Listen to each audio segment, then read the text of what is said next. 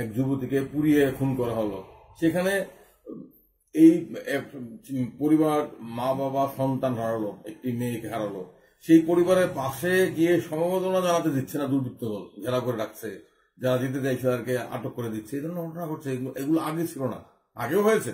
আগে নারীদের বিরুদ্ধে অপরাধ হয়নি তা নয়, কিন্তু হয়েছে, কিন্তু এই ধরনের পরিস্থিতি তৈরি হয়নি যেখানে নির্যাতিতার সাথে দেখা করার ক্ষেত্রে বাধা দেওয়া হচ্ছে। আমাদের রাজ্যে এই ধরনের ঘটনা ঘটছে এবং এতে স্পষ্ট হয়ে যাচ্ছে যারা অপরাধ করছে তাদের পেছনে প্রশাসন, সরকার, রাষ্ট্রের একটা প্রশ্রয় রয়েছে এবং তার ফলে এই ঘটনাগুলো ঘটছে। এটা উদ্বেগজনক। আমরা বারবার আবেদন করি, শুধু আবেদনে হবে না, আমি মনে করি একজন মানব অধিকার কর্মী হিসাবে নারীদের বাঁচার অধিকার, মর্যাদা নিয়ে বাঁচার অধিকার, জীবনের অধিকার রক্ষা করার দায়িত্ব সরকারের, প্রশাসনের। সেই দায়িত্ব পালন করতে হবে এবং নাগরিক সমাজকেও নারীদের বিরুদ্ধে যে হিংসা, এই নারীদের বিরুদ্ধে অপরাধ, নারীঘাতী শিশুঘাতী কুৎসিত বিভৎসা দিন দিন বাড়ছে, লাগামহীনভাবে বাড়ছে, এর বিরুদ্ধে নাগরিক সমাজকে পথ নামতে হবে।